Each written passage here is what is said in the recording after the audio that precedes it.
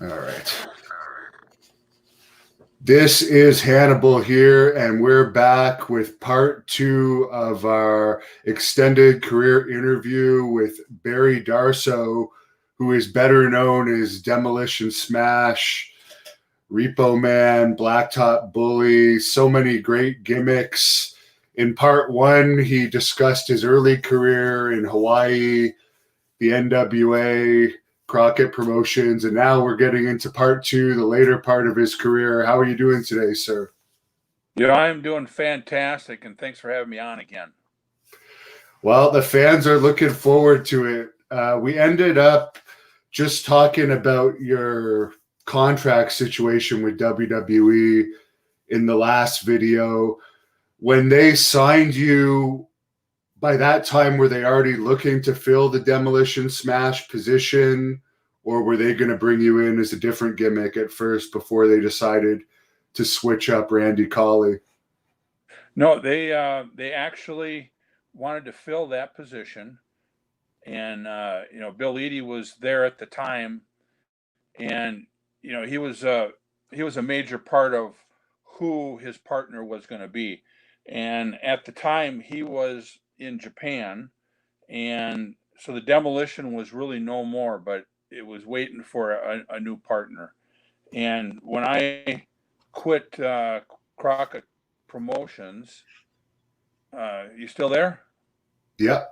Yeah, yeah. When I quit Crockett Promotions, I had about a week or two off, and then Vince McMahon called me up, and he wanted to meet with me. So that I wasn't going up there for anything else. It was just to fill that position. And what were you told about this Demolition gimmick? Were you aware right from the start that this was going to be a tag team push to the moon? No, when I first went up there, Vince called me up. I had a limousine, flew up to the office, and I was in one of the offices, and Terry Garvin was the first person I met. We talked a little bit, and then Pat Patterson came in, talked to him a little bit, and then Vince came in, and then I had to sign it was like a non-compete, and I couldn't tell anybody about the gimmick. So when Vince came in, he was, just all three of them were incredibly nice and professional and everything. So they started talking about um, a gimmick up there that things didn't work out. And at that time, I didn't watch the WWF wrestling or anything. I was, watching Crockett Promotions and all my friends there. So uh, Vince says, I got an idea that we'd like you to come in, and here's what the gimmick looks like. So they brought in an artist, and it had all these pictures of what the Demolition looked like. And they asked me, they said, would you like to be part of that? And I said, definitely, I want to be part of it. I don't know exactly what the name would be or what you want me to do or whatever. And then that's when they came up with, they said, do you know Bill Eadie at all? And I said, yeah, the Masked Superstar. And he said, yes.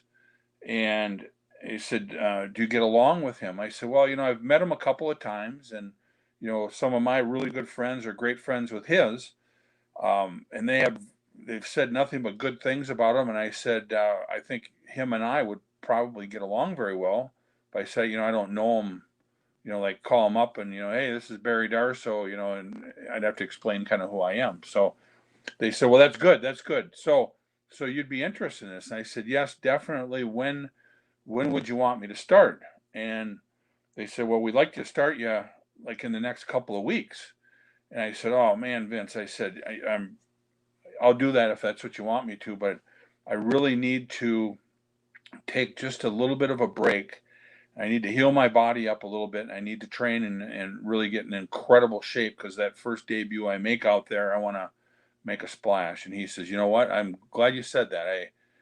I think uh, that's a very smart way to go. And I said, and plus, I'd like to meet with Bill, and I'd like to talk over the gimmick and figure out how we're going to do this. And he's the veteran, and so I really want to learn from him. And Vince says, perfect. So why don't we have you start in, let's say 3 months, you sign a contract and we'll get her going at TV right after WrestleMania. And I said, perfect. So I signed the contract and everything, and I went home, and that was the start of the Demolition. For Randy Colley, was he upset? According to Bill, I guess you wouldn't have known, but was he upset that he was getting replaced? Well, I never saw Randy Colley around at that time or anything. So, since we had that break, and he was still at TV doing some other stuff. So eventually I got to see him, and he just said, Barry, more power to you. Good luck to you. And, because he knew he was a professional and he was a great guy. So, I'm sure he was upset because he knew the gimmick was going to be good, but he just knew it didn't work out for him. And I guess the issue there was too many people recognized him as one of the Moondogs. Yeah, and when they brought me in from, down in Crockett's territory, the people in the WWF, they didn't watch Crockett's territory, so they didn't know who I was. And, maybe a couple people from Philadelphia or Baltimore or whatever, but, the majority of that territory didn't have a clue who I was. Yeah, most people, strangely enough, don't know that you were anybody but Smash. A lot of people were even shocked that you were the Russian in NWA. When I played the first part of the interview, they were saying they had no idea. Right. Yeah, and then when I changed to be the Repo Man, it was like, there's no way. I got down to like 250 pounds, and I was a completely different person, acted different, acted goofy, and people would say, "Yeah, you weren't the Repo Man." Yeah, no, I wasn't. Or you weren't the Demolition. So it's kind of funny. Did you come up with the face paint and outfits too, or was that something WWE Creative Services presented to you? The outfits were Bill and Randy Colley and The Office. They all had input on that, and it kind of changed.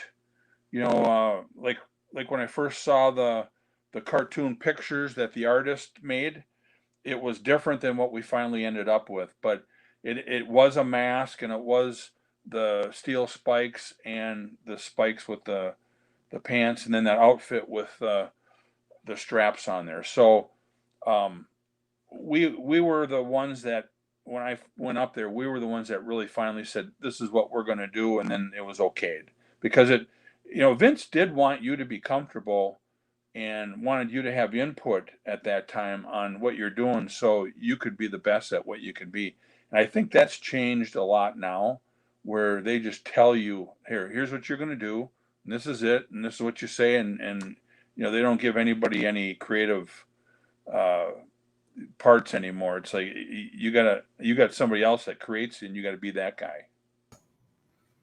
As far as the face paint, were you happy that you were going to have to put face paint on every night? Because that seems like it might be a bit of a pain. I actually liked the face paint, because at the time, really the only one that had face paint on were the Road Warriors in the business, Kabuki. There was really nobody else. So for us, that was kind of a different thing. And both Bill and I, we kind of have baby faces. We don't have the faces where somebody looks. Some guys are so ugly they're good looking, and they got a wrestling face or whatever. Bill's a school teacher, and I'm a sales guy, so we kind of have regular faces. So it was kind of nice to put the paint on your face and be a completely different character than what your normal character was. So when we were screaming and yelling and wanting to beat people up and kick people's teeth in and everything, that was a Demolition. That really wasn't Barry Darso. So, putting that on kind of gave me a whole nother persona in real life, actually. But then when we got to the airport and everything, people didn't know who we were. And we'd be with all the other guys at the airport. They knew who Andre the Giant was and who Fuji was, and Hulk Hogan and all these guys, but they didn't really know who we were. And it was kind of nice. It was nice. Yeah, I can imagine you wouldn't want to be bothered by fans constantly at the airport if you're on the road over 300 days a year. Well, yeah, and back then it was, I mean, it's big now too, but the wrestling fans were fantastic. Everywhere you went, they knew your whole life and everything, and it's nice being in the limelight and everything, but Bill and I really weren't like that. We were kind of normal people with a crazy job, and we were different people. It's almost like I think there was a movie out one time when there was a school teacher that at night he was a wrestler and he wore a mask, and that was Bill and myself. They started you off with luscious Johnny Valentine as your manager, or with Johnny Valiant, sorry, and it changed to Mr. Fuji. What was the reasoning for changing up the managers? Yeah. So when we first had the gimmick, the Demolition, Vince told us that we want you two guys to be the two toughest son of a guns in the world, but you need to be able to work with everybody. And he never mentioned, the Road Warriors, how they worked or how Hulk worked or anything. He says, it's you guys. You're two big, huge, strong people who just beat people up, and that's what your gimmick's going to be, but work with people. And he says, and I'm going to put you with Johnny Valiant, Johnny V, and he's going to be your manager. So both of us knew Johnny. We thought, oh, this is going to be a great, great deal. Well, once we had Johnny for our manager, he started, he was Johnny V. He didn't do anything for us. He did it for himself, and that's what a lot of the managers did. They were the boss, and you were their employees. So that's kind of how he did it. And he was more on his interviews joking and doing things like that instead of being, I got the baddest team in the world. He'd have a joke about it. So after doing a TV or two and being in some house shows, we noticed that it was kind of like we were a joke, kind of. It wasn't like it was a serious thing where people thought we were going to go in there and just kick some people's butts. So we went to, we told Johnny, we said, Johnny, with your gimmick, we we don't feel like we're the Demolition, and we're gonna go to Vince and see if we can, work something out. And Johnny V said, hey, I totally understand. He says, I don't want to change my gimmick, and you don't want to change your gimmick. So we went to Vince and said, Vince, we talked to Johnny, and we need to change managers to make us look like we're tougher. He's making jokes and everything. We don't need any of that. So then Vince says, well, I got the perfect guy. And he says, we're going to put Fuji with you, and we're going to make him beat on you. We're going to have him hit you with canes. We're going to have him, uh, because he's vicious, and, kids are scared of him. So he says, how do you feel about that? And we said, perfect. So when we got with Fuji, we told him the story about Johnny V. And he says, okay, here's what, I'll do whatever you guys want me to do. And he says, and I'll be out there telling you, ordering you what to do. And we said, perfect. And then Fuji ended up really critiquing what we did. He was like our real manager. So when we were out in the ring, we'd say we wrestled the Heart Foundation or whatever, and we'd come back after 30 minutes. He'd pull us aside and he'd say, hey guys, why don't you change this up, because it didn't look like it was as vicious as this. And we listened to him. So it was, Johnny V was a great guy and everything, but he wasn't a good manager for us, where Fuji was a fantastic manager for us. And that's kind of what helped make the Demolition. For sure. And one of the first teams you had a lot of matches with was Billy Jack Haynes and Ken Patera. How was it being in the ring with them?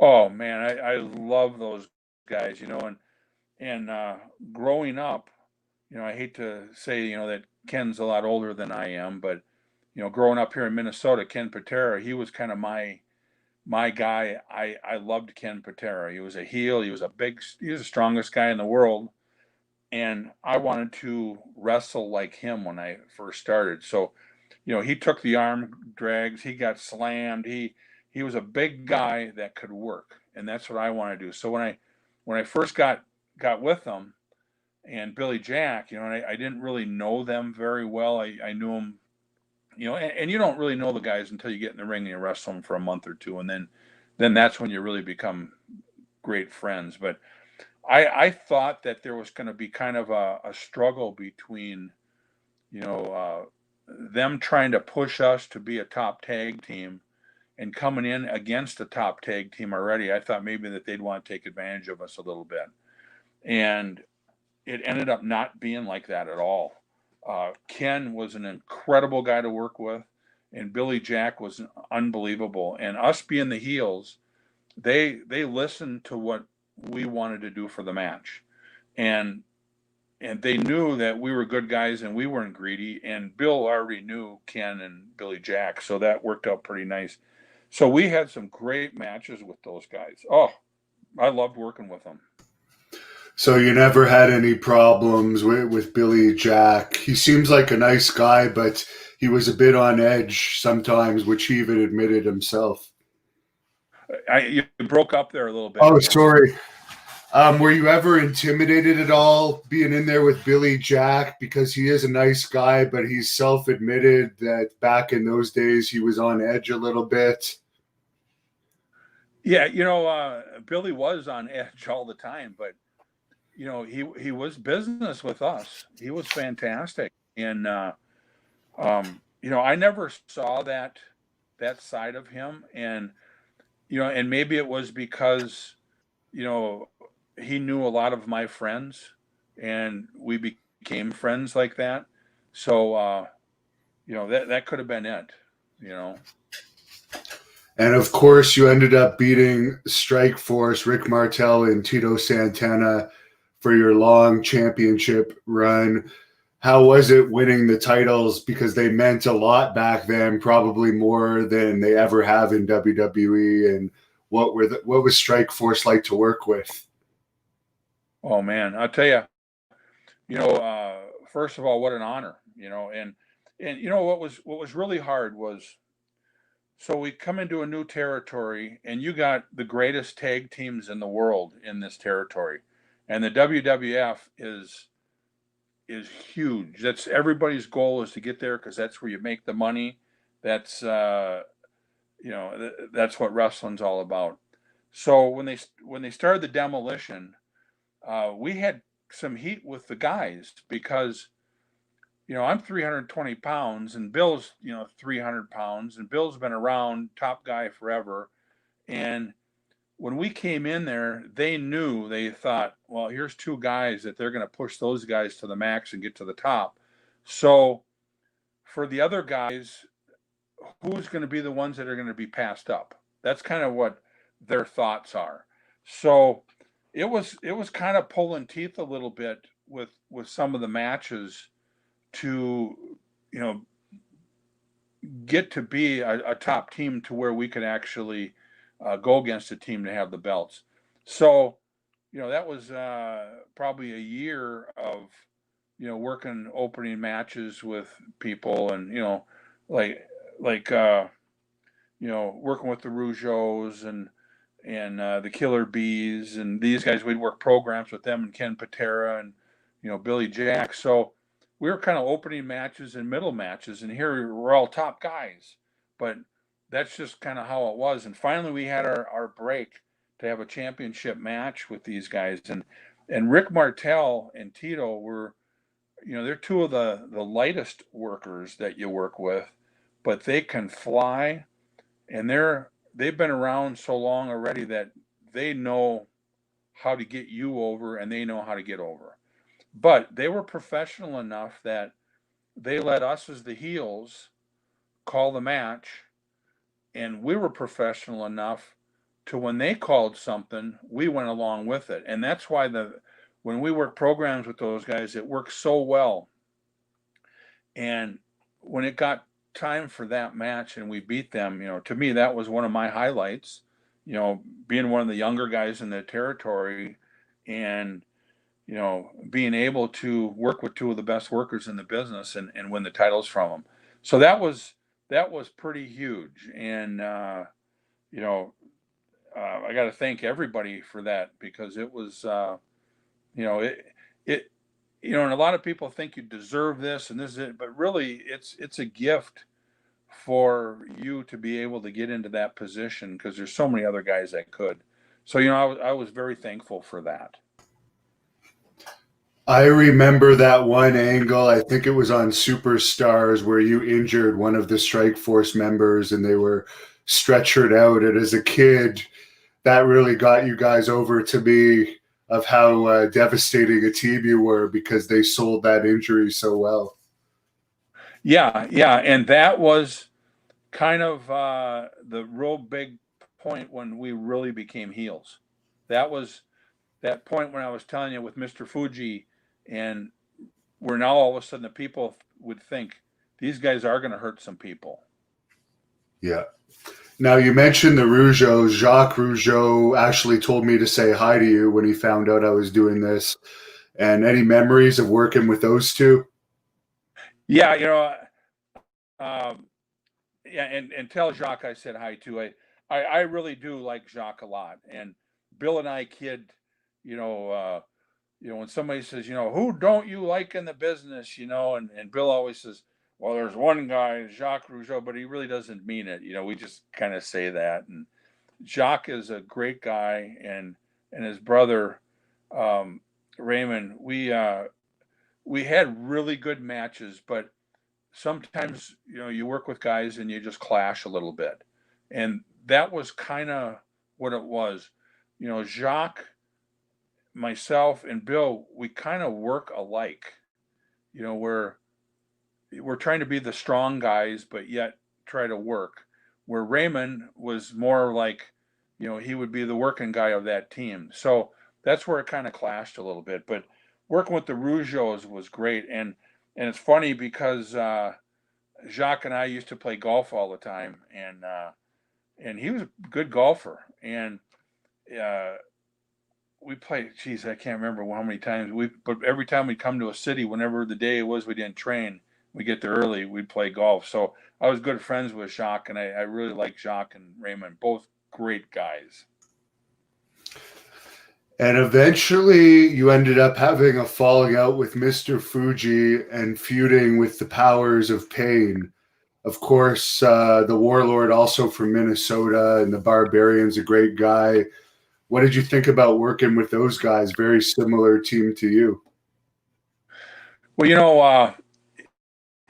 know, at the time, uh, Bill and I don't, we really didn't want to be baby faces, but it was kind of the crowd was changing us to that, and we really enjoyed the Mr. Fuji being our manager. So we knew it was going to be a big change, but you know, Warlord, you know, you can't ask for a nicer guy. He's like a giant teddy bear, and the Barbarian, you know, the same way. So, you know, it's like, you know, it's hard for me to say anything bad about any of the guys, because they're all such good guys, and they're all got families, and you work with them, and you know, it's like, you know, you're with your best friends your whole life working, and then you got your best friends at home too. But uh, it was really good working with those guys, and it was kind of strange having Fuji on the other side, because we were so used to Fuji being our manager and us listening to him, that we no longer had that. So it was kind of like we were on our own.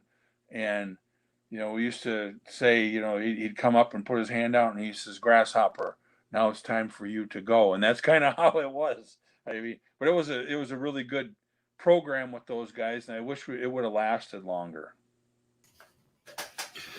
When you were with Mr. Fuji, did you ever witness any of his famous ribs that he would play on people? You know, Fuji was Fuji was very quiet about the ribs that he pulled when he was with us. So we didn't know if Fuji really did do the rib, or if Dynamite did it, or if Kurt Hennig did it, or you know, um, he kind of kept that from us, and I'm glad he did, because you know, I didn't want to have any people mad at us for a rib that Fuji would pull. So they wouldn't even ask us, did Fuji do that? Because we didn't know. So Yeah, I wasn't really around a lot of the ribs that he would do. You mentioned Dynamite Kid. How did you get along with the Bulldogs? Oh, got along with them great. Yeah, it really got along with them. But I got a Kurt Hennig story rib Sure. that you're gonna like, and this I'm sure probably he probably got this from Mr. Fuji, but one time he stopped off at this um, it was like a pet store or something, and he got these little mice that were they use them to feed snakes and everything. So he got a whole bunch of them. And they were just baby mice and just ugly, and so he came to TV, and none of us knew about this. So he came to TV, and it was at the end of the night. Uh, it was the Warrior. He put a bunch of these mice in his pants pocket. So the Warrior put his hand in his pants. And he goes, "What the?" And there are all these dead mice that were little babies that were in it, and he was just fuming. And then I think it was Sid Vicious. I don't know that for sure, but I think Sid just came in the territory, and it was the same thing. And so they didn't know. So Sid opened, and there they are. Well, Sid's going crazy, and don't quote me on that. I don't know if it was, but it was for sure the Warrior. So right away they think it's Fuji, or think it's somebody. So they go to Vince. So Vince yells out the door, "Hennig, get in here now." So Hennig goes in the office, and Vince is, yelling at Kurt, but really laughing about the rib because Vince is kind of a ribber too. But then um, Kurt ends up putting a whole bunch of these dead mice at the doorway right when he leaves the office. So all these dead mice are sitting on the floor by the door. So everybody's sitting around, and then Vince opens up the door, and he's yelling for somebody and steps in these mice.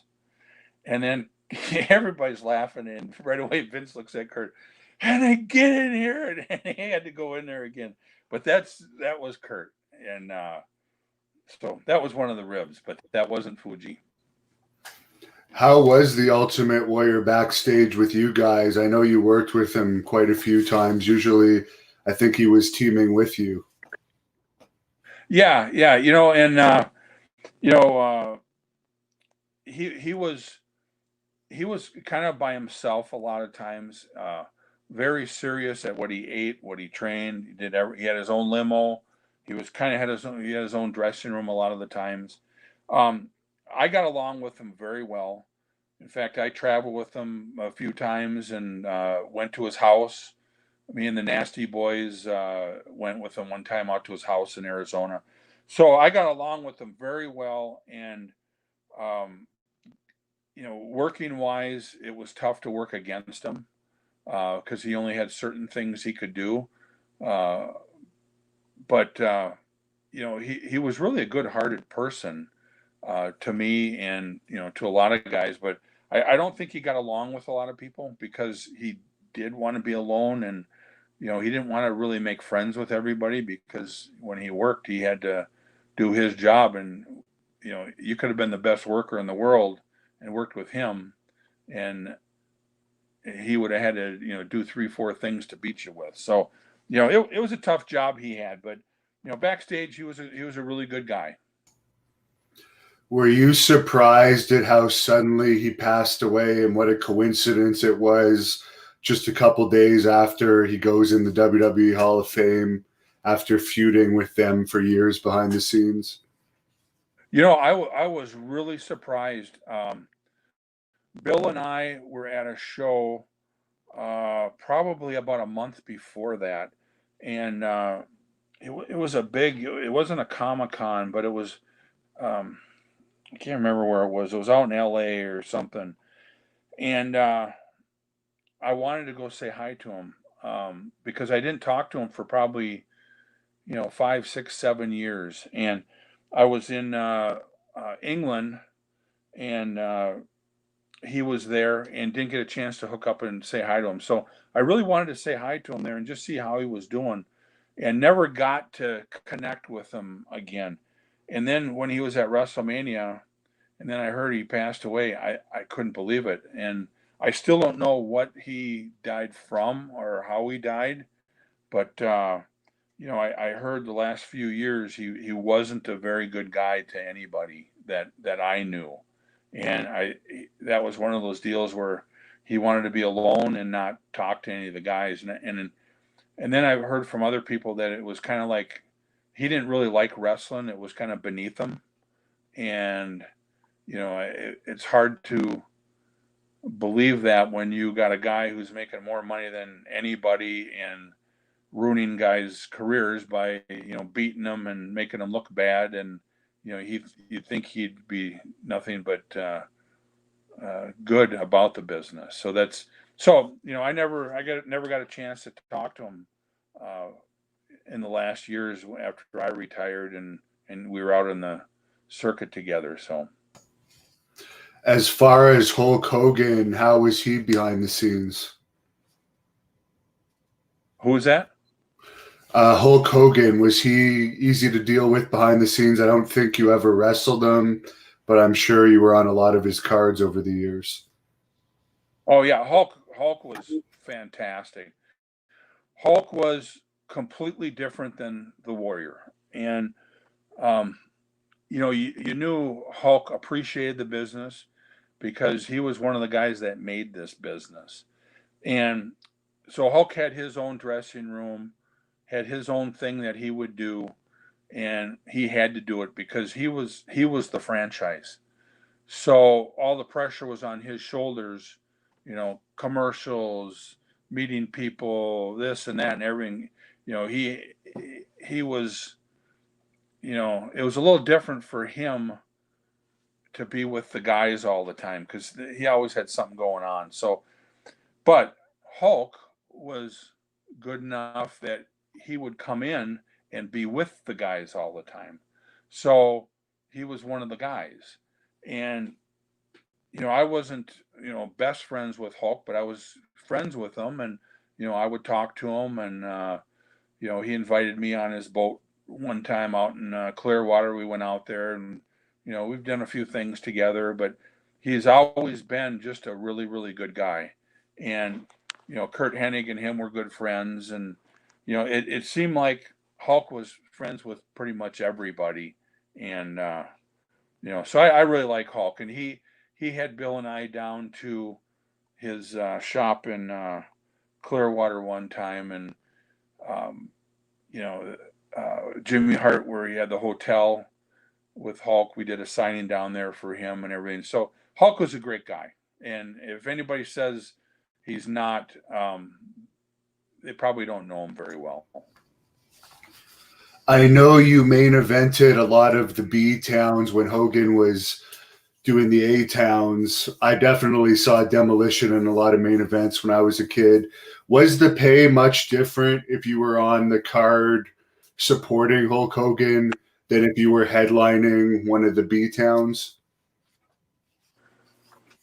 Well, can you just repeat a little bit of that question again? Yeah, sorry, I know there's a delay. They always say that the pay was better on Hulk Hogan's cards than the second show that would run the same night. But I know you guys headlined a lot of the second shows that would be wrestling on the same night as the Hulk Hogan card. Would the pay have been better as an undercard on a Hulk Hogan show or as a headliner on the B show? Well, it always varied, and Hulk even asked us. He said, "Hey, I'd like to have you guys on our show. Would you want to do that, or you want to be on another show?" And we said, "Of course, we want to be on your show," because when you went to Hulk's shows, where he was the main event. I shouldn't call it Hulk shows, but he was the main event. When you went on those shows, you were usually in the big buildings where they held 20, 30,000 people. So if you were the semi-main event or um, on the card a little bit lower, usually you made some incredible money. And But if you were the main event on another show, then you did make more money. But if you were the semi-main event on the B show, then you wouldn't make as much money as you would going around the horn with Hulk being the semi-main event. But there was a few times where there was like a C show, and to me, this was the funnest time I ever had in the WWF. All the years, uh, we were the main event with the Bulldogs, and we wrestled in high schools along the East Coast. We're like in Atlantic City. We were, all different small towns along the ocean, and we spent a week just us and the Bulldogs and three other matches, and we made more money on being the main event in those matches than we ever did being the semi-main event on anybody's card. But that didn't happen all the time. So, like I say, that was just a week out of the deal. That was the C team.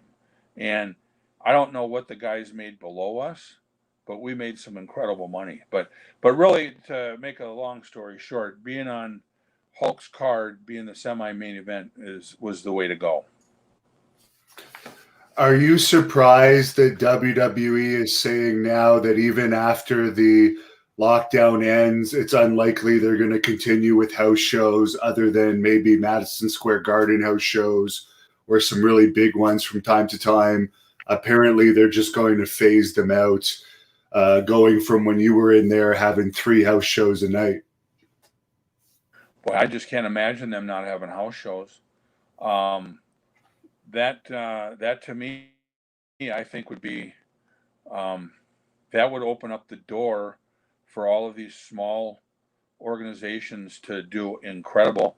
Maybe their TV that they do and their pay-per-views, they make so much money now. I don't know how all that works anymore, but they probably make so much money on their TV and pay-per-views that the house shows are probably losers for them.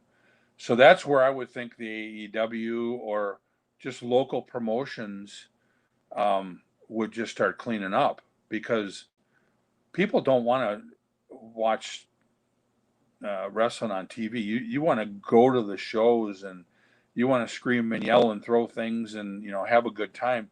And it's like you can't do that sitting there watching TV at home. So I would think that at least they should have a C team going out and doing house shows, or a B team just to keep the house show thing going. I would think that's a big mistake. From what I understand, they want less wear and tear on the wrestlers' bodies. And as you mentioned, apparently house shows weren't making money in some quarters. And also, I guess merchandise sales online have been higher than what they were making on house shows since the lockdown, strangely enough. So I guess that's their reasoning. But they can say all that stuff right now. It's because there is a lockdown. The world's going to change again, where everything opens up and it's all going to be the same again.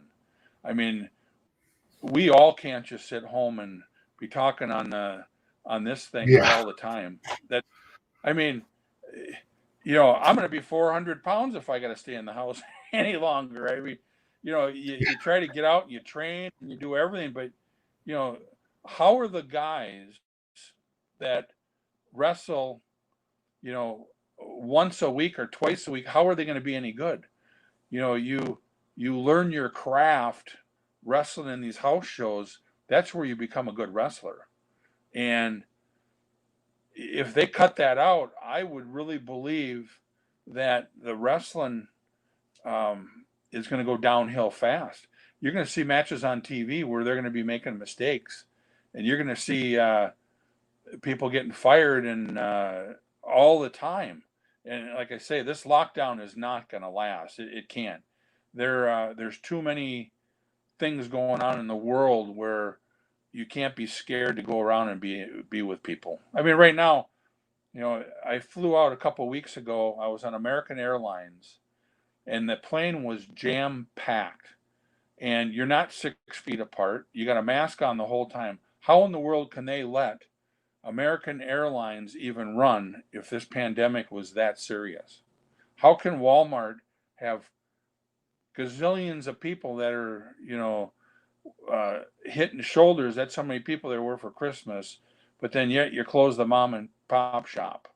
I mean, there's no difference in the crowd going to the wrestling show than that's waiting in line at the TSA at the airport.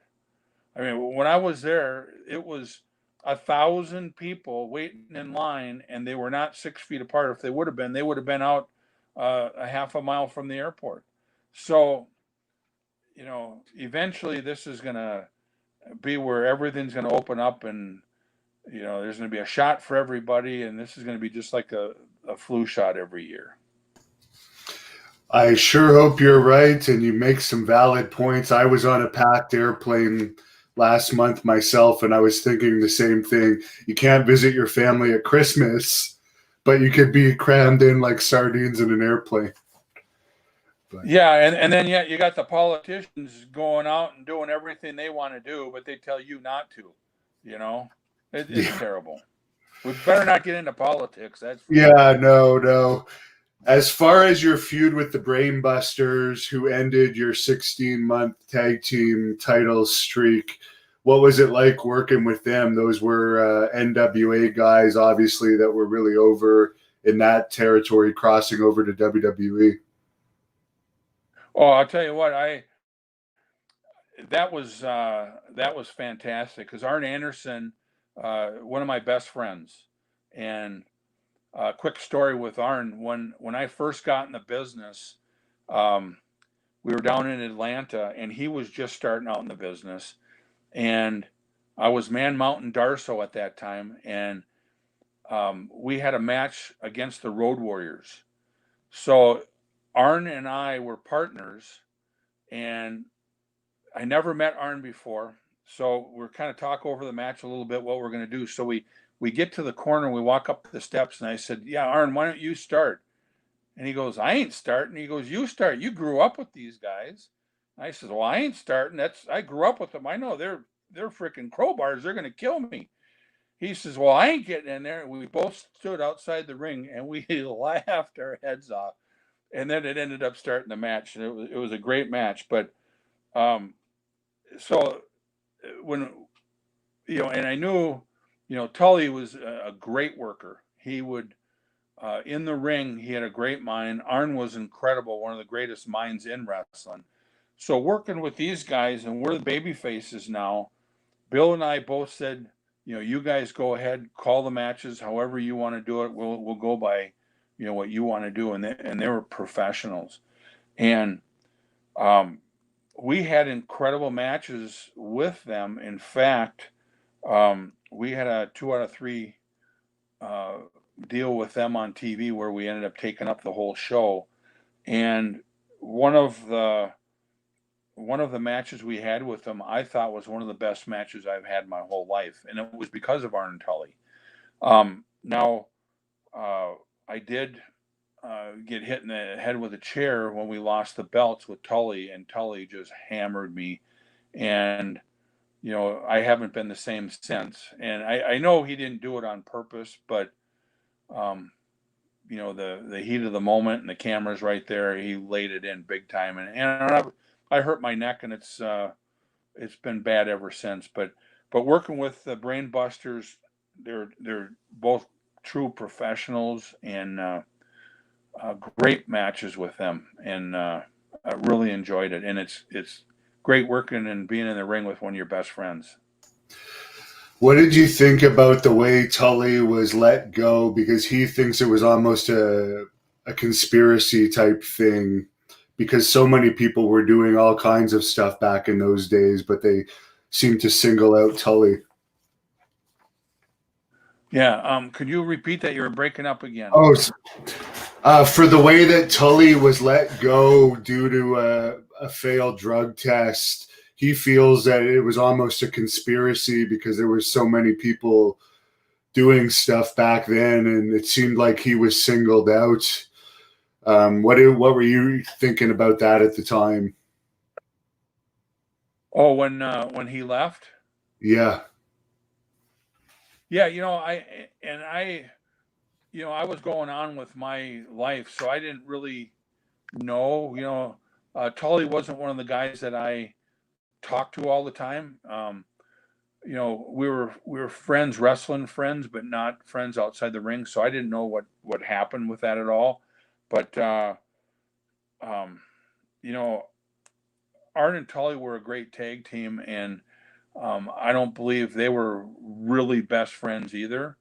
Um, so I don't know what the whole story was, why they left or why Tully got let go. I don't know what that situation was. It seems like he's the only one that was ever caught for cocaine, and we all know that so many wrestlers did it back then. So it is strange. Yeah, and being around Bill and Fuji, and I hung around with Tito Santana a lot. Um, I never knew the guys that were around doing that, so I didn't know who did it. I mean, we kind of tried to stay away from everybody, you know. So I didn't know who did drugs or didn't. And you kind of heard rumors, but I don't know what exactly that was. That's one of the reasons why you're healthy, and so many, unfortunately, of your colleagues are gone, sadly. Oh, it was terrible. The sleeping pills and pain pills and all that stuff. That's what killed everybody. Now you regained the titles shortly after losing them. I guess that was due to Tully's departure from WWE. And then you dropped them again to Andre and Haku. What was it like working with the Colossal Connection? Oh, I'll tell you what, it was great, and thank God both of those two we were friends with. Um, Andre and Bill, they've had a friendship for years and years, and it was really great being partners with Bill and meeting Andre and becoming friends with Andre, because I used to play cards with Andre in the dressing room all the time and got pretty close with him. And then Haku, of course, we were really close with Haku. Um, and when we had the match with those guys, they actually would do anything that we wanted them to do, and we did anything that they wanted us to do. And Andre was limited. He was at the end of his career. His knees were bad, his back was bad, and he was pretty hunched over. But we would do anything for him, and we tried to do everything we could to make him look good too. And we did have one of the last matches with him. But Haku was the workhorse of that tag team, and believable and incredible to work with, and as a good friend. And I loved working with those two guys. And when we took the titles from them in Toronto, um, that was out of the top 5 things that was in my career. That was one of them right there. Yeah, I was there that night, and the crowd was going absolutely nuts when you guys took the titles. For Andre, did you Oh, ever go drinking with him or anything? oh yeah, oh yeah, quite a few times. But I always had to leave early so I could at least make it to the room when he was still drinking. We were in Japan one time, and we went out drinking, and oh my gosh, I thought I was going to die. And Bill's got some great stories drinking with Andre. Um, if you can imagine a 12-ounce beer looks like a little tiny cup in his hand, and he could drink 100 of those beers, where I'd be at 15 and ready to drop. So yeah, you wanted to drink with Andre just to have fun for a while and get the heck out of there. And usually he'd go through 3, 4, 5 different people. You'd leave, another guy would sit down. He'd leave, another guy'd sit down. It might be 4 or 5 guys would be crawling away from him, and he'd still be going. And for Haku, I know you weren't much of a partier, but did you ever see him in action? It seems like, for whatever reason, people like to pick fights with the toughest wrestler. Who is that? For Haku, Haku? did you ever see him in Oh, action in one of his famous street fights? oh my gosh, yeah. Now, to understand Haku is the nicest guy, a total gentleman. I love him. He's just, I mean, he wouldn't hurt a flea. And we were out one night. It was Bill and I and Haku, and I don't know what town it was. It might have been Baltimore or something. But one of the girls that gives us all rides, to the airport and to different towns or whatever, just a sweetheart. She was there sitting with us, and some guy came up and said something to her and bumped into her. And Haku says, oh, please, please, just, I'd appreciate it if you don't say that stuff around our friend here. And the guy said something else, and Haku, you could see the look on his face like, did this guy just say this to me, So Haku looks at him and says, now, please, we have a lady we're sitting with, we're having a conversation. Please watch your language, and I'd really appreciate if you wouldn't say that anymore. And then the guy looked at Haku, and you know, when you look at Haku, it was like, why would you say anything to this guy? You know, this guy says, who in the hell do you think you are? And Haku's probably had about 5 or 6 beers under his belt, and he looks over, and I remember Bill going, Haku. And as soon as he said that, Haku stood up and kicked that guy in the chest. And that guy flew, and I'm not exaggerating, he was off his feet and probably flew 6 feet in the air and landed. And then Haku sat down at the table like he never even missed, talking the conversation he did. And it was just like in 1 second, it was bam, doom, and that was the end of it. And thank God that guy laid there and didn't get up, and his buddies dragged him out of the room. Because if Haku had to get up and fight him, oh, I would have really felt sorry for the guy. Yeah, that's people are crazy to mess with him. Well, As yeah. far as How do you walk in? How do you walk in a room and you look at a guy like that and go, well, yeah, I'm going to pick on that guy. you know, I suppose you think that, well, if I lose the fight, it's no big deal because I'm going to lose. But if I win, look who I beat. That's probably what the thought they got in their heads, unless you lose a nose or an eye in the battle, that it's not really worth it. Yeah. Yep. Which I understand is what ended up costing Haku a lot of money when he got sued over that nose bite thing. He ended up having to pay a fortune to that guy, and unfortunately. Yeah, I never heard about that one, but all I know is Haku is one of the nicest gentlemen around. Oh yes, one of the nicest, but for whatever reason, people want to mess with him. It's very strange. Now, while you were still tag team champions, Crush was added to the mix. What was the reasoning for bringing Crush into the group, making you guys a threesome? Okay. Yeah. Everything was going fantastic for us, and we were on probably a 5-day break at home after being on the road for probably 30, 40 days. And Bill went to a Chinese restaurant and had shrimp. And him and his wife were going to the movies, and then all of a sudden his throat started swelling up. He had an allergic reaction to shrimp. So the ambulance came, everything. They got him to the hospital, and he actually did. His heart did stop for a while. It was very serious. They got him to the hospital, revived him. Everything was good. So he had to stay home and get away from the business for a while. So we had, 2 months of bookings, different places. So they brought Crush in at that time to fulfill those dates because they didn't.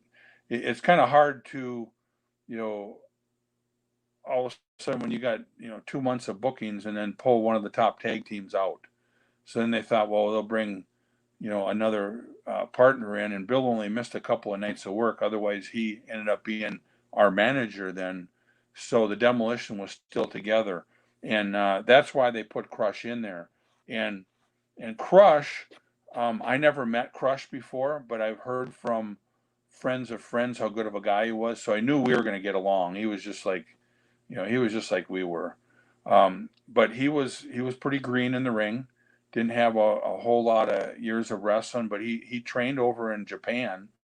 So, you know, he was a tough son of a gun going through their training and everything. I knew he was going to be good, but never had an experience where he'd move into a top position like that. So it was a little tough with him, but he worked out really good. And I tell you, I loved Crush. We became really good friends.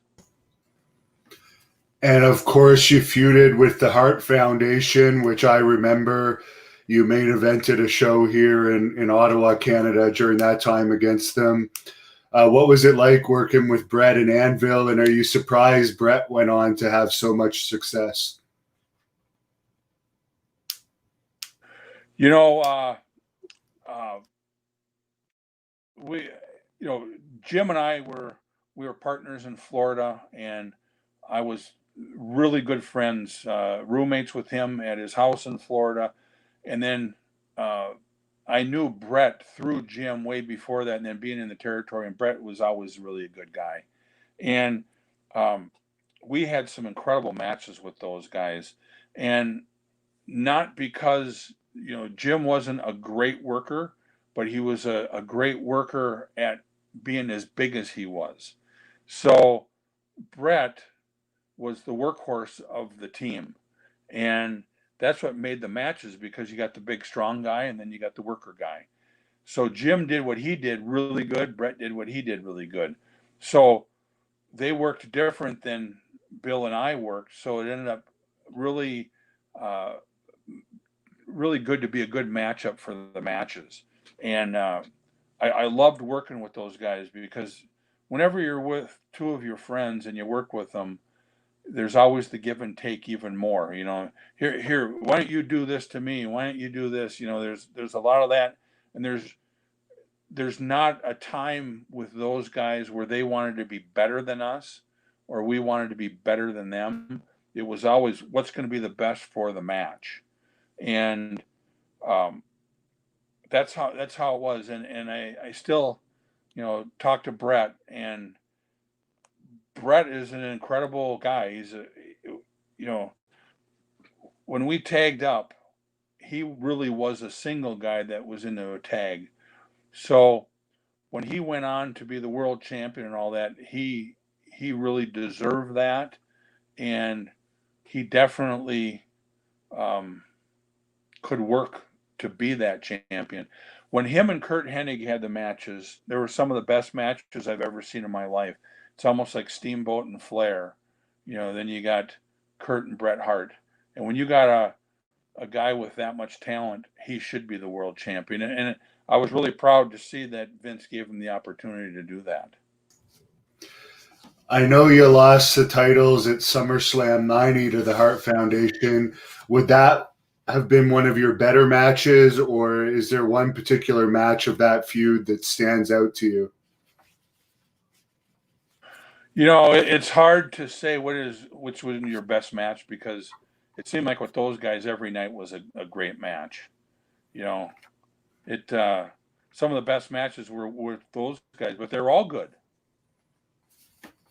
And of course, after that, you had probably your best known feud with Crush, but they didn't really do it as good as they could have. It was you and Crush against the Road Warriors, who they brought in. What are your thoughts on that feud, which it never really headlined a pay-per-view to my recollection, but it was a big house show match. I know you had that match even here in my town as well. Yeah. Um, after working with all the greatest tag teams around, and then all of a sudden, Bill was sick, and then I got Crush in there, and they really wanted. I think Vince really wanted to get rid of the Demolition and bring the Road Warriors in and have them be the top guys. And it was hard to work with those guys, and I broke in the business with those guys. Um, because when they brought them in, I thought they brought them in the wrong way. But I had no say about it, and Bill had no say about it. Crush didn't. Um, they should have never put us together. They should have kept the Road Warriors wrestling other tag teams, us wrestling other tag teams. Maybe even put us all together in 8-man, or 4-man tags, and or 8-man tags, whatever you call it, and been actually friends with them and had them. Maybe we team up together and do it. It could have been so many different angles to really build it up to where the Demolition is against the Road Warriors, and then it could have been a top pay-per-view match. But instead, it was like, I believe their idea is to kill off the Demolition by bringing the Road Warriors in and have us do jobs for them and bring them up. But the WWF fans still loved us. So it was hard to get them over at that time. And, I talked to Joe about it a million times. And, it was terrible how they just threw it together and they didn't want it to be the main event. Because if they wanted it to be the main event, they would have did a better angle to make it happen. And then you look at WrestleMania 7, I think they just had Road Warriors against Power and Glory in a quick squash, and they had you and Crush, and I'm still mad about this to this day, lose to this Japanese team that nobody had ever heard of from North America. And I was furious as a Demolition fan back then, because it's like, who are these guys? They come in once, and then we never hear from them again, and they beat Demolition. Yeah, and that was a big favor because we were going back and forth to Japan, and that was kind of that was at the end of the Demolition run, and I knew one of the guys we wrestled with from Japan, who was a great guy, and of course, Brian and I, we would do anything for anybody, and that was just our job, was to get those guys over, and it was really a terrible, it was a terrible match, terrible thing, terrible place to put us in. So, but what do you do? Yeah. It was a slap in the face to all the Demolition fans. And as you said, they could have built up the Road Warriors Demolition to there and had like a very memorable match at WrestleMania, but they wasted both of you guys that WrestleMania. So I guess Crush left. And it's no. Yeah, well, and you never know if you got heat with somebody or if they got heat with somebody. One of us could have said something wrong to the powers to be, or you never know what happens in the background to where the office says, screw these guys. Let's just ruin their careers, and the Road Warriors ain't ever going to get over. They're never going to get the big push anyways. Let's just throw it together. So you never know what their thought process is, But that was one thing they never talked to us about, and I would have said something different than what they did. I guess Crush left the WWE briefly shortly after that. Is that what sealed the deal on Demolition, or was he told to leave by WWE? That right there was kind of that was the end of the Demolition, and I got really upset because it was no longer, I took the business so serious and took my job so serious, and when I couldn't really do my job, that's when I ended up putting my notice in. And the same thing with Bill, and Crush ended up changing, and became in Crush, a different character, and then after a while, I became the Repo Man. And yeah, it just, when you're in the business and you're wrestling and you're just pulling teeth, it's not fun. And when it's not fun and it becomes work, then it's like, why do it? You did have a few single matches with Kerry Von Erich when you were still Smash. How was he to work with, and were you aware that he only had one foot at that point? Yeah, yeah, definitely. I really liked Kerry. I first met Kerry when I was in Mid South. I met him in different shows going around, and then when he came up there, I talked to him, and he remembered me, and he was really a good guy. He, had a lot of problems, and um, I when I did work with him, we had pretty good matches. Um, I talked to him a lot, and I stayed with him um, the week that he uh, died. I was with him the last night. We shared a room. I can't remember what town it was, and it was devastating to hear that he passed away. Um, he was really a good guy, real good-hearted person, and I don't think anybody hated Kerry, but terrible.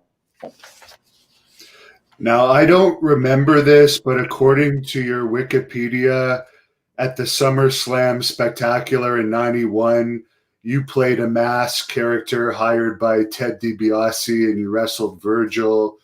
What was the deal there? Were they going to come up with a different gimmick for you that didn't work out? What was that? I don't remember that one. What was that? Oh, according to the internet, there was a show called Summer Spectacular on August 18th, 1991, where you appeared as a masked character hired by Ted DiBiase to wrestle Virgil. Do you remember that at all?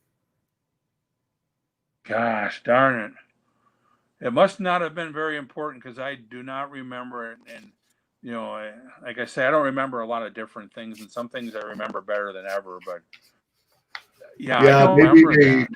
maybe they just tested it once and then decided to go with Repo Man, or I don't know. But you've wrestled so many matches, I'm sure it's hard to remember that one particular match. Um, Yeah, yeah, I don't really remember that one. so you put in your notice, and is that when they approached you with Repo Man? Was I happy about it?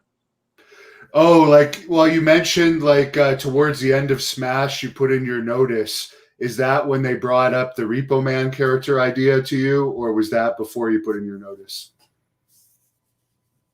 No, when I put in my notice, I was going to leave, and then at that time, Bill kind of went his separate way. I went my separate way because he was going to Japan, and Vince asked me. He said, "Barry, do you want to stay here?" And I said, "Yeah, but I don't want to be here under these circumstances, and I'm just gonna, probably go to Japan or do whatever." And he says, "Well, hey, why don't we talk? Why don't you come up with a gimmick, and I'll try to think of something, and we'll make it happen."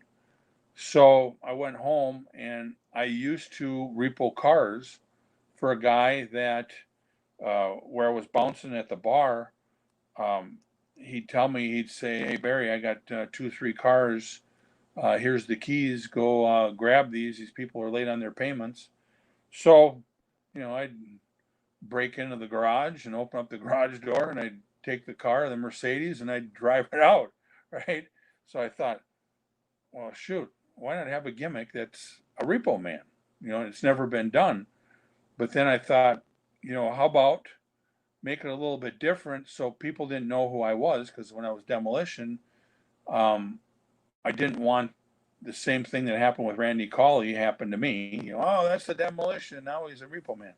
So I told Vince, I said, why don't I be the repo man, and I'll come up with a mask and kind of be like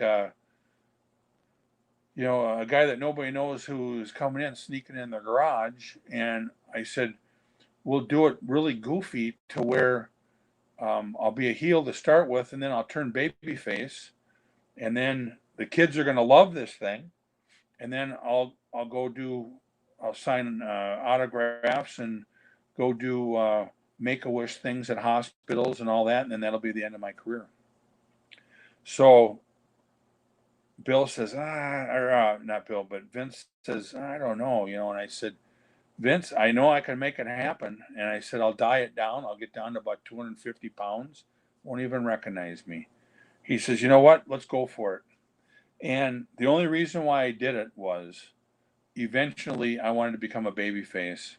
And I really wanted to end my career playing in golf tournaments, celebrity golf tournaments, Make-A-Wish deals, and fundraisers for people, and be the repo man. He'd take the mask off and be that guy.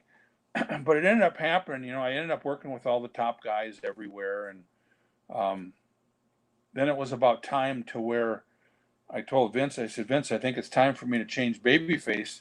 The people are kind of liking it a little bit, and I said, if I do a couple of things against some kind of heel, I said, I know I can turn babyface, and then these kids are horrified from me right now.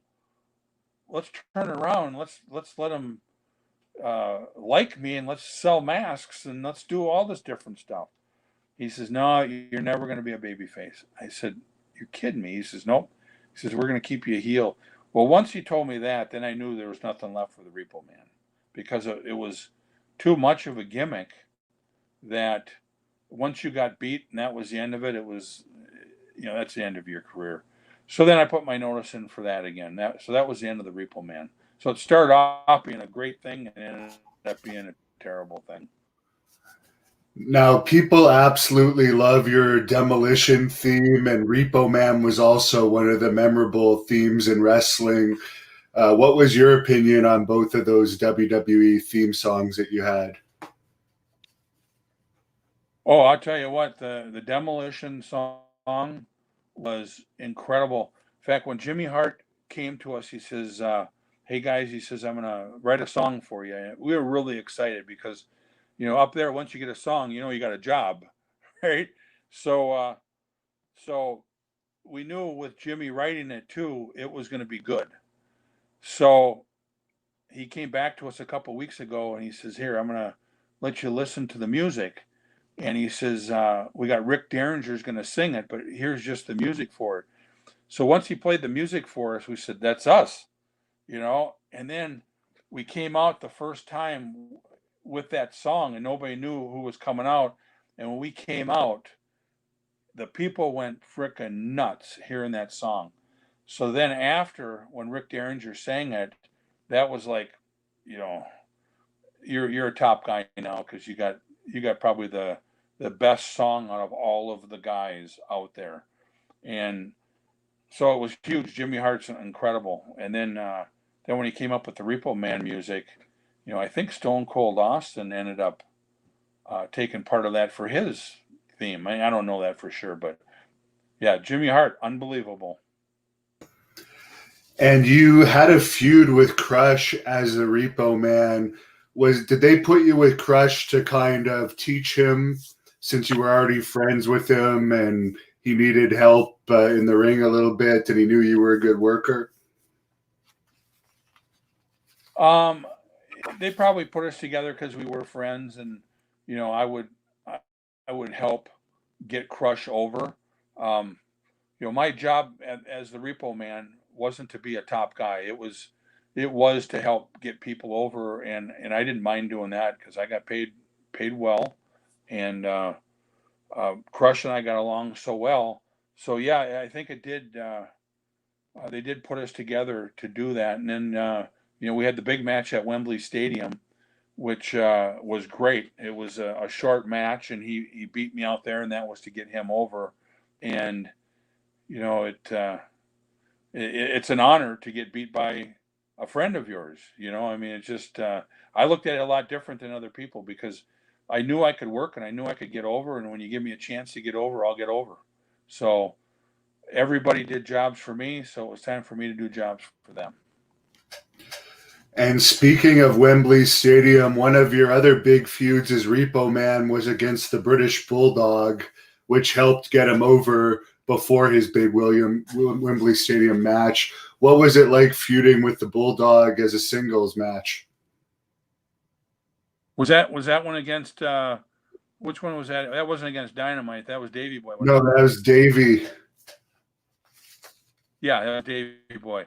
Yeah, and Davey and I were really good friends too. So, yeah, anything to get, when you're working with Davey and he's the main event, one of them at WrestleMania. I mean that for the office to put that trust in you to help get a guy over, so then he could work against Bret Hart. I mean, it was huge. It's like I say, I tell my son all the time that I was the luckiest guy in the world, and I really was, because of all the places I've been, all the positions I've been in, and just having the office, in the one thing that's the most important thing in your life, letting you get these guys over like that shows that I think I was a good enough worker to be able to do that. So yeah, it was great working with Davey. And after that, you ended up jumping over to WCW, which was just starting to pick up some steam. How did you end up signing with WCW? Who did you contact there?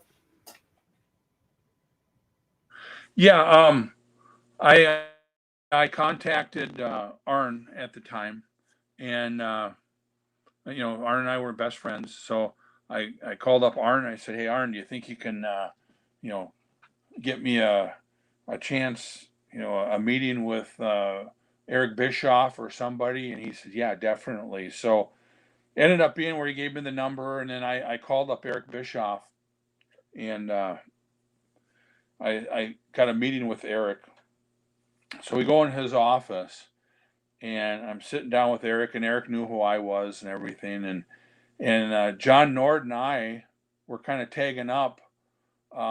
We sold cars at the same car lot, and then we were tagging up on small shows around Minnesota and Wisconsin and everything, just having a good time. So we went into, I had the meeting with Eric, and John had the meeting with Eric. And I said, "John, whatever you do, do not take less than like $200,000. And I'm going to do the same thing." So I go in with Eric, and I said to Eric, I go, "Eric, I'd like to come in, me and John Nord, and we want to be a tag team here." And he says, "Yeah." He says, "I really don't want you to be a tag team." He says, "I'd love to have you, but I don't know what I would pay you." He says, "Do you know what you want to get paid?" And I said, "Yeah, I want to be paid a few $1,000,000, and I think I'm worth it." And he starts laughing. He goes, "Well, how can I justify that?" And I said, "Well, why don't you just bring me in the territory?" I said, "I'll start training like a son of a gun. I'll be the toughest son of a gun there is. And I said, I'll beat everybody in 30 seconds. I'll beat Hulk Hogan. I'll beat everybody. And I'll be the top guy. And then I'll be worth those millions. Instead of paying me 20 million, just pay me 10 million. And then you just save 10 million. And then you got your top guy." And he laughed. He goes, "That was a great answer." He says, "But that ain't going to happen." And I says, "Well, what's your thought?" He says, "Well, how about I pay you $175,000 and you'll just do TVs and hardly work?" I said, "Eric," I said, "that's a great deal." But I said, am I going to be partners with John?" He goes, "No, you won't be partners with John." So I says, "Well, you know what? That's a pretty good deal." I said, "I'll talk to John, and I'm going to take that deal." So I talked to John. I told him that. "You're kidding me." He says, "I talked to him, and I'm not making that much money." And I says, "Well, what's the deal?" And he says, "Yeah, I think I'm making like 125 or something." And I says, "Yeah, but I asked for 20 million, and then I settled for 10 million. I got 175." And we laughed. And Eric was a great guy. So that's how I started my job there. You didn't start as the Blacktop Bully. I guess you started under your real name. Was that the plan all along, to evolve into the Blacktop Bully character, or did they kind of just throw you out there with no plans at first? They just got me the job, and I had a job just to do some TVs and try to figure out what to do with me. And then, and at that time, I don't know who the booker was. I can't remember what it was, but then Ric Flair became the booker, and Rick says, "Yeah, we gotta think of some kind of an angle for you." And he says, "Get with Arn," and he says, "Try to come up with something." He says, "Maybe be a truck driver or something like that." So um, I called up Arn. I said, "Arn, we need to have a meeting." And he goes, "What do you mean we gotta have a meeting?" I said, "We need to have a meeting, drinking a couple of beers, and you got to come up with a gimmick for me." And he says, "Okay, let's meet over at Bobby Eaton's garage." So Arn, Bobby Eaton, and myself, we were in Bobby Eaton's garage, and we're drinking beers. And Arn always has his glasses up like this, and whenever he gets real serious, his glasses kind of come down like this, and he looks at you like this. So his glasses are up like this, and we're laughing, trying to come up with all these gimmicks, and all of a sudden it gets real quiet, and Arn goes like this, puts his glasses down, and he looks like this, and he goes, "You're the Blacktop Bully. You're the meanest, nastiest truck driver on the road ever. You're the Blacktop Bully." And I looked at Arn, and I go, "Arn, that's the greatest name of all time." I said, "I can be that guy." So I called up Rick, and I said, Arn, of course, came up with the gimmick. He goes, "I'm the Blacktop Bully." He says, "That's it." So I became the Blacktop Bully. Arn came up with the gimmick, and then we were trying to figure out what to do with the gimmick. So I said, "Well, I think I need to start a feud with Ricky Steamboat, or Dustin Rhodes was kind of new in the territory." And I said, "I've worked with Dustin before." So they said, "Yeah, you're going to be a fan that you're going to end up just arguing, being a loudmouth at Ricky Steamboat and with Dustin Rhodes. So you stand, you don't even come in the dressing room or anything. You get a ticket like everybody else. You go in and you're a fan. You got the front row seat. When those guys come, you just raise hell with these guys, and don't make it look like you're a wrestler or anything. And sit down when the security guard tells you to sit down." So that's kind of how the whole thing started. And then I ended up going to jail, and I was in one of the Atlanta jails, and it was brutal. And I was in there with the cup and everything. And then that's when Colonel Parker came and bailed me out of jail, and I got together with Haku, and it was that's kind of how the whole Blacktop Bully started. Yeah, it was a great character. I really liked it, and I didn't know it was you at the time. I didn't realize it was Smash or Repo Man. I thought it was a new character. Oh, you didn't know? No, You I didn't was know I was young, but Blacktop it was Bully? before the internet. So it was a Well, great I'll tell you, character. that gimmick, yeah, that gimmick could have went a long ways. And they were building it up just perfect and everything. And I had tagged up with different people and worked against Sting and all. It was just a fun gimmick, and I felt very comfortable with it. And then it ended up being where we ended up having uh, Dustin and we had feuds all over, and it ended up being where we had the truck match. And at that time, it was Mike Graham was the one who was my agent, and he put together the whole match. Mike Graham came up with the truck match, and it ended up being just a huge thing. And it was at an uncensored match, and um, we ended up having a match in a semi truck with a cage around it, and it had cow manure in there. It had pitchforks. It had hay. It had everything. And we ended up, when we got in this truck, we went on like a 60-mile path around Atlanta. And there was helicopters with cameras, trucks with cameras. I mean, this was a huge, huge thing. And it was going on during the uncensored match. So I thought this was kind of the highlight of my career. And I was going to win this match. So then I could go on, and I'm still the Blacktop Bully, and I could wrestle Steamboat, and I could, keep going on. So it ended up being, when it was all done, the cameras were off, everything. I hugged Dustin. I said, Dustin, thank you. That was a lot of fun. It was huge. Thank you. I was blood from head to toe, my arms, everything. And I had to drive back from Atlanta. I was living in Charlotte. So I had all these, just coming out of the truck. I had dirty pants, dirty, manure smell. It was terrible. I ended up driving back, got home. I was all beat up. Got a couple hours of sleep. The phone rings. It's Eric Bischoff. Eric, he says, Barry, he says, what a match you had last night. I said, oh, thank you. I said, it really felt good. I said, Dustin thought it felt good and everything. He goes, I got some good news and some bad news for you. I said, oh, really? What's the good news? He says, hell of a match. Hell of a match. He says, bad news? He says, you're fired. I said, I'm fired? I said, I've never heard of anybody getting fired over having a hell of a match. He says, yeah. He says, the Tower people, he says, we weren't supposed to have any blood on that uncensored match. And I says, well, and I didn't want to stooge off Mike Graham because he told us to get blood. And actually, I got blood the hard way. I hit the cage, split the side of my head open, and my arms, there was, chicken wire in there, and I was cut. My arms were all cut up from the chicken wire. So really, I didn't bleed because I bled. I bled because it happened. So Eric says, please, Barry, he says, just take the firing.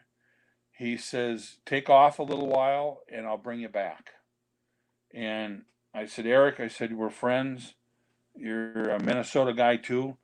I said, I definitely would do that. I said, have you talked to Dustin yet? He goes, no, I'm calling him right now. He says, I'm firing Mike Graham and I'm firing Dustin too. So I said, holy cow, who in the world gets fired over having a great match? So it ended up being where that was the end of the deal. I was living in Charlotte. I ended up moving back to Minnesota, and he called me back about a half a year later, and he says, Barry, I promised you I was going to hire you back. I'm hiring you back. So the next contract I had was for $150,000, and I didn't even work. I worked 3 or 4 times. I was Barry Darso again. I ended up helping Goldberg out. Eric said, hey, I want you to have a couple matches with Goldberg. I just brought him in. And do you mind working with him? I said, no. I said, he's an incredible guy, nice guy. So I ended up having some matches with him. Had a great time, and what a gentleman he is. He's a real pro. And then they came up with this golfer gimmick for me, and just nonsense stuff. But it was really hard because I wanted to be the Blacktop Bully again, and I wanted to get a push. But then that's when the NWO was there, and that was the top thing, and there was nothing that was going to be better than that. So after my contract was up, then that was the end of my career at that time. But the pay was pretty good, and you didn't have to do much for those 3 years. What do you think you wrestled on average for those 3 years to make 150 grand a year? Could you repeat that again? You broke up. Okay, you mentioned you were making 150 grand a year. How many matches on average do you think you wrestled a year to make that in those last 3 years in WCW? Oh, that was the best pay I ever had. I think I worked I probably had 5 matches for $150,000. I showed up at every TV. I was there all the time. I bet I probably had about 5 matches for $150,000. I'm surprised they didn't do more with the golfer gimmick, because that was funny and people liked it. But I guess after those 3 years were up, they just didn't re-sign you. No. In fact, my last year, I think I made, 107. Or no, I made $75,000 then. Like my last contract, it was just to keep me around, which I loved having the money. I didn't do anything. I never traveled or did anything, but I was always the guy that wanted to work for my money, and at that time it was just like, yeah, it's over with. That's it. Is there any match from that last WCW run that stands out to you? Um, I had some really good matches. Yeah, one that really stands out. I work with Benoit. I really liked working with Chris Benoit. Um, Steamboat, worked with Steamboat. But nothing. What was hard was I was used to being a top guy, and all of a sudden now you're in the middle and below, and the matches didn't mean as much. It was almost like they put you together because they knew you were going to have a good match, but it didn't mean anything. And then you did a job for those guys because that's what your job was. Um, yeah, I suppose working with the boss man too was kind of fun, but nothing really stands out. It was just like you know it's like a guy going to work every day at a factory, and he punches in and he goes out there and he sweeps floors and does a couple of things for money and tries to figure out how to get the 8-hour day done now. That's kind of what my job was. It was like, how can I just finish this day and get out of here? So, that's kind of the feeling it was. How was the dressing room environment in those days? You always hear the horror stories that there was cliques and there was a lot of tension. But I guess if you weren't one of the top guys, they may not have seen you as a threat. So it may have been just relaxed for you. Oh, it was great for me because I was out of the mix of things. But yeah, there was clicks all the time. Oh man, was there clicks. Um, I can remember one time. Geez, it's hard to remember, but Orndorff came in. He was one of the bosses, and Orndorff told Vader. He said, "Vader, it's time to go. You're on in like 10 minutes or whatever." And Vader says, screw you. I'll get ready. And Orndorff says, "No, you got to get ready now. You got to be out there." And Vader says, fuck you, whatever it was. Well, you could see Orndorff's face just get beat red, and it was like, uh-oh. Well, he went out and beat the living crap out of him. And it was just, there was some stress going on around there. And, but yeah, there was the certain clicks, and I'm just glad I was in a clique that wasn't a clique that somebody hated. I got along with everybody, you know. Do you ever plan on writing a book about your career? It's so extensive. It might have to be 500 pages.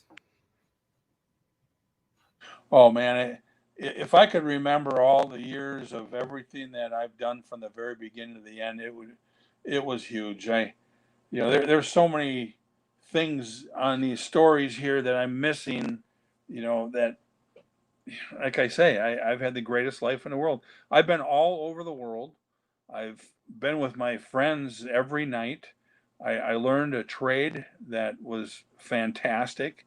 It and it just it was a good time. And now I'm at another part of my life that I'm retired. I sold my company, and now I go on the road and do sign autographs with Bill, and we get to talk to the fans and meet the fans, and it's huge. And without the fans, there wouldn't have ever been the Demolition. But and talking to you, it's huge.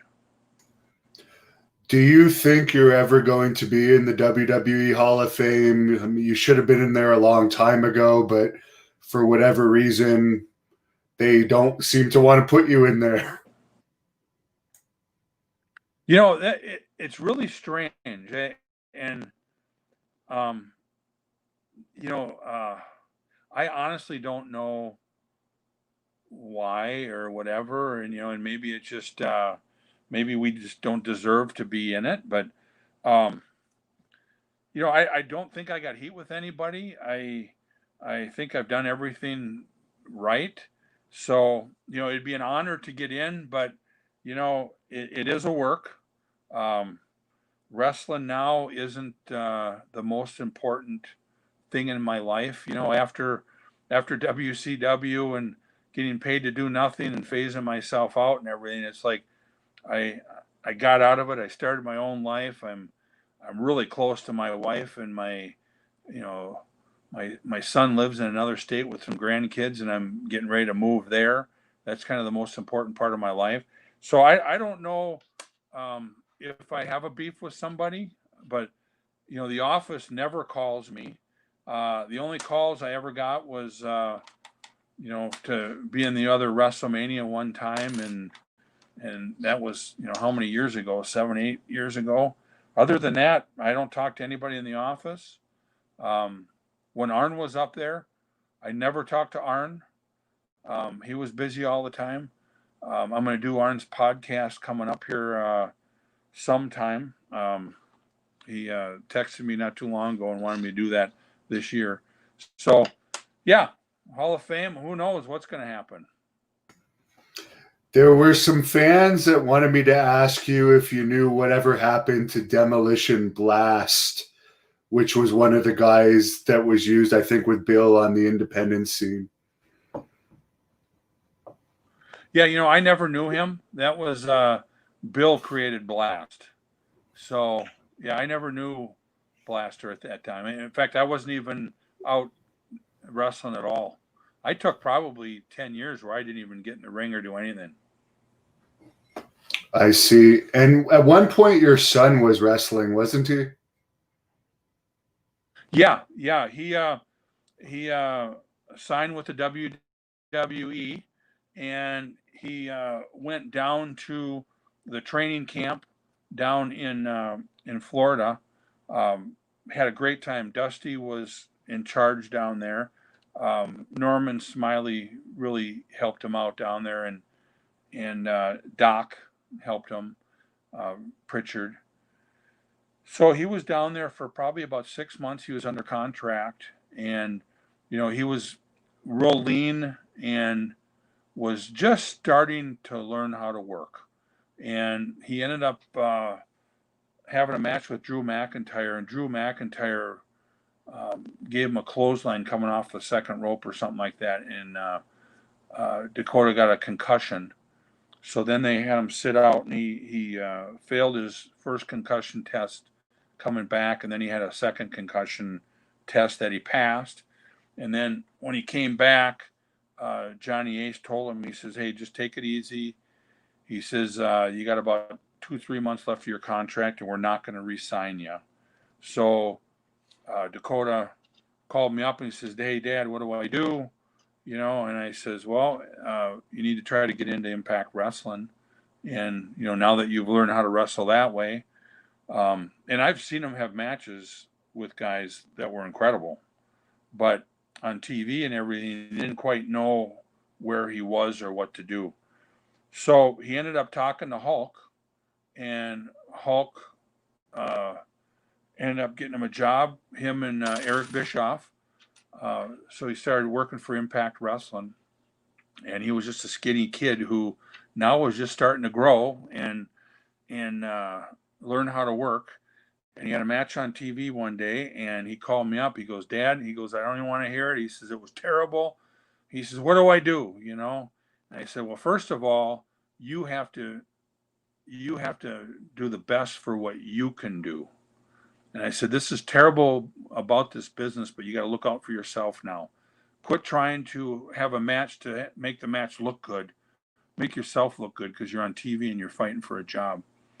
So he says, well, I got a good match next week. He says, let me know how I do. So I watched the match. He was like a completely different person. Unbelievable match he had. He took charge. He controlled the match. He looked like he's wrestled for a while. He calls me up. He says, so Dad, and I said, son, I'm proud of you. I said, you finally did it. Now take that as a guideline, and that's how you need to do it. So then at that time, right when this was happening, was when Hulk was leaving, and Hulk came up to Dakota and said, Dakota, he says, you need to, he said, you need to find another job. He says, because I'm leaving, and he says, it's going to be tough to have a job here. So Dakota called me up. He said, Dad, what do I do? I said, son, I said, now is the time to take your wife and your kid. And I said, you need to move, go back and finish your school and get out of this business. And he took my advice, and he went up and went through the police academy up in Michigan. And boy, I'll tell you, what a great kid. He had his family living in Thompsonville, Michigan. He went back and forth to Roscommon, Michigan, which was almost an hour and a half away. Went to school, paid for the school himself. He had to, for the sheriff's department, go to the police academy, so he had to pay for all that. Went back and forth, kept the family going. Finally finished school. He was like number one in his class. Had job offers around Michigan. Finally, he ended up settling for Roscommon, Michigan. He's a deputy for the sheriff's department there. Moved his family there, bought a house, and great kid, great work ethic, and I am so glad he got out of the business when he did. And he could have hung on, and he could have. I think he could have really got good. And I always told him, I said, you watch Shawn Michaels, you become Shawn Michaels, but yourself. Do what he does, change it up a little bit, because Shawn Michaels was one of the best workers in this business. And he wasn't a big guy, but a good looking guy. And that's what Dakota started doing. When he started really becoming a man, he started getting some biceps and triceps and legs and, chest. And that was right when he got out of the business. So good for him. He got out of the business, and he's doing really well. That's great to hear. And speaking of Shawn Michaels, I forgot to ask you earlier, any memories of working with the Rockers? Oh my gosh, yeah. When we probably had a dozen matches with those guys. And when we worked with those guys, we were the big guys, they were the smaller guys. And it was like, that was a dream come true to work with those guys, the Demolition, because they would sell and we'd do our job by beating them up. The girls would go crazy over these guys because you're beating them up, and they'd almost have tears in their eyes crying.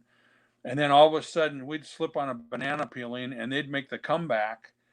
And when they made the comeback, the crowd would absolutely lose their minds. And the easiest matches ever with those guys. And when they beat us or when we'd beat them, it meant so much to those matches because Marty could work and Shawn could work, and they were fantastic. And it'd be nice to see all these guys again on the road, and I can't wait some of the shows I will. And as far as Road Warrior Animal's sudden passing this year, I know you guys were very close, and I know it came out of nowhere. What are your thoughts on that? Oh man, and Bill and I talk about it a lot. That was one that, well, there's been quite a few that shock you, but for some reason that one really hit home because we were just with Animal just a few weeks before that, and he was doing a lot of signings, and a lot of the people he was doing signings with, we would do with. So when he passed away, it really was like, holy cow, because he was in good shape. I didn't know that anything was wrong with him or anything, and it was so sudden. And when it happened, Kevin Kelly, Nails, he was another one from Minnesota who grew up here and was in the business. And I talked to him every once in a while, and what a shock! We couldn't believe it, and just being married with his wife, and they were celebrating their marriage, and then he died that night. It was terrible. What's Nails been up to? I've been trying to track him down for years. Maybe I could get his number off you later. Yeah. Who's that, Kevin? Yeah, no one's heard from him in the wrestling business in like 20 or 30 years. What's he up to? Yeah, he doesn't like doesn't, or I should say, he doesn't want to do interviews or any of that stuff. He's a real private person. He's another one of the guys that is, when you're friends with him, he's just the nicest guy. He's a real hard worker. He owns his own business, works 24 hours a day, and just likes to stay away from the wrestling business. And one day he's going to get out there and go on a somebody's going to pay him, and he'll go out there and work one of the Comic Cons or do something. I don't know if he would do a interview like this on a tape. I could talk to him, but he's I'll a very private person. In Minnesota, I'll let you know if I'm ever in Minnesota, and maybe we'll do that autograph deal with you at the same time. But as you said, you don't know what type of guy he is. And as far as what type of business he sells trailers. He the big pull behind trailers. He owns a whole bunch of them and sells them, and does all that stuff. So good guy. What was the whole deal with him and Vince, where he allegedly choked Vince, and that's what led to him departing from WWE, because he was getting that huge push? I don't even know if he ever lost before he departed. Yeah, I don't know, and respecting him, I don't really want to say everything about all that stuff. But when that happened, I was in the same town as him, and I didn't know anything about it. All I heard was, "Hey, did you hear what happened? Nails choked Vince out," and I said, "Holy cow!" And that was, I've never asked Kevin about it. It's just something that he's done, and I like I say, I don't know a whole lot about it. Do you stay in contact at all with Greg Gagne?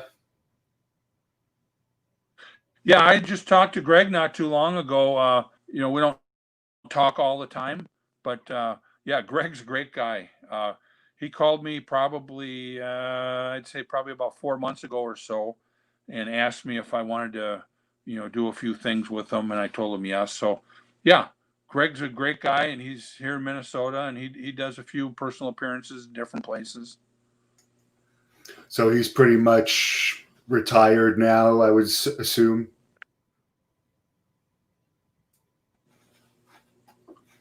Is he retired? Is he retired from his shoot job? No, he still sells cars at a dealership around. Okay. And as far as today's wrestling product, do you follow it at all? I don't follow it. I hear things and I see some different commercial, everything. And um, the few times that I have watched it, the guys are phenomenal, but it just seems like, being TV, it's nonstop. There's no holds. There's no, um, if somebody hurts their knee, they don't really hurt their knee. You work on the arm, you really don't hurt the arm. That's what I've noticed that's different, at least the ones that I've seen. And the tag teams, it just seems like they just throw a couple of guys together, so it's not really a tag team show. Um, I suppose it's just to get four guys uh, TV time is what it is. But yeah, I don't really follow it.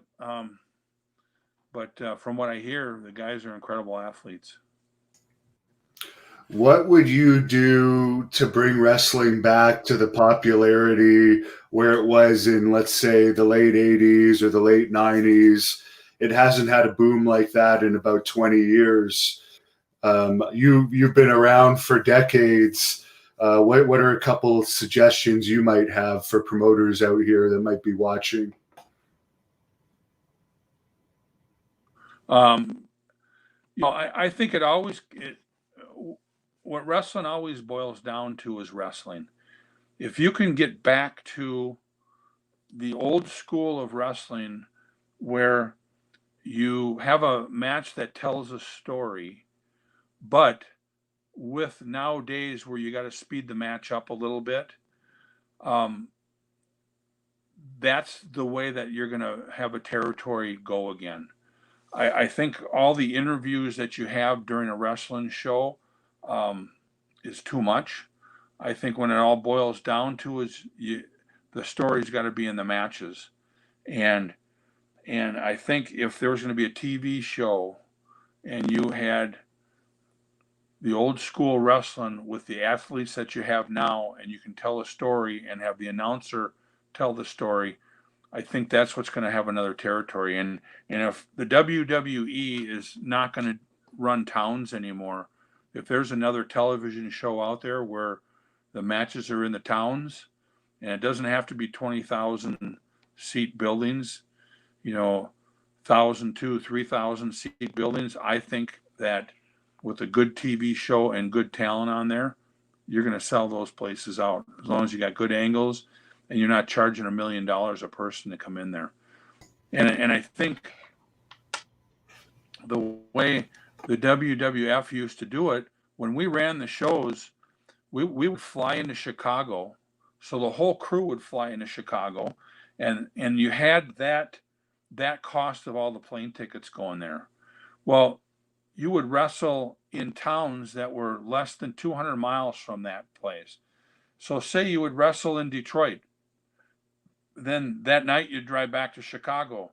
Then you'd fly, then you'd go to Rockford the next night. Then you'd go back to Chicago. Then you go to Fort Wayne, Indiana. You go back to Chicago. So all the guys were paying for the travel, except for that one plane ticket in and another one out. So it didn't cost much money to run those house shows back then. And then they wouldn't pay the opening matches. Really, they didn't pay the guys a whole lot of money except for the main events and semi-main events. So, if you had a TV show like say AEW, and they could run the territory like that used to be, where you could have these house shows, and that's what pays for all the guys, and that's where they learn their craft and their how they can work again. And you can work angles with guys in practice in those towns, so when you get to TV, you have TV matches that are just incredible. That's how I think you could make this wrestling happen again. And I interviewed the Metal Maniac a few weeks ago. I don't know if you remember him, but he told a story that Yeah.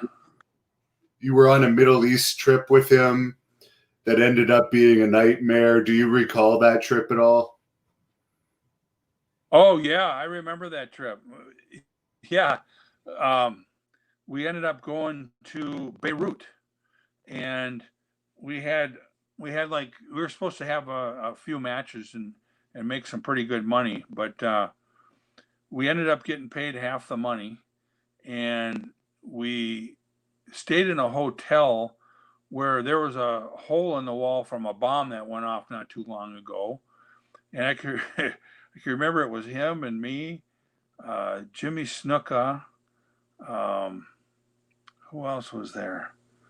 Anyways, we were out on the dock, out on the ocean, and they were shooting missiles off right about 5 blocks at us, at planes that were going by. So we were it wasn't in a war, but it was kind of a friendly war. And when we ended up leaving, we were stuck in the airport for about 2 days. There was a red alert where they were worried that the war was going to start in Beirut again. So we were stuck at the airport for about 2 hours. But, it ended up being a good trip. We had good food, good everything. And, yeah, but it was a nightmare. It could have went bad. And he mentioned there was 2 guys that nobody wanted to wrestle, and eventually you were the one that volunteered to get in there because these guys were huge and green, and then you and Warlord, I think, ended up just beating them up or something like that. Well, yeah, it ended up being there were 2 local guys that never worked a lick, and we're Americans in Beirut. And thank God we had soldiers that were with us the whole time, and we didn't want to beat these guys up too bad because we didn't want the crowd to jump on us and kill us. But I thought, what the heck? We volunteered and wrestled them, and everything ended up working out good. So it was just another experience to top off the career. Would that have been one of the scariest trips you went on with all those missiles, or was there anything worse than that? No, to me, that was probably the one. But, actually, it was nothing compared to, having a match and having a riot start where you're fighting for your life to get out of the ring. That was worse than this. So where can people follow you if they want to look you up on social media, or if they want to book you for an autograph appearance or something like that once this lockdown ends? I'm at Real Demo Smash, and I watch it a lot, but I don't answer everything that's on there. Usually different promoters are the ones that call us up and book us on the trip. So I don't really give my number out to anybody because I don't know where I'm going to be. And in fact, I used to get a lot of fan mail at my office, but I'm not there anymore.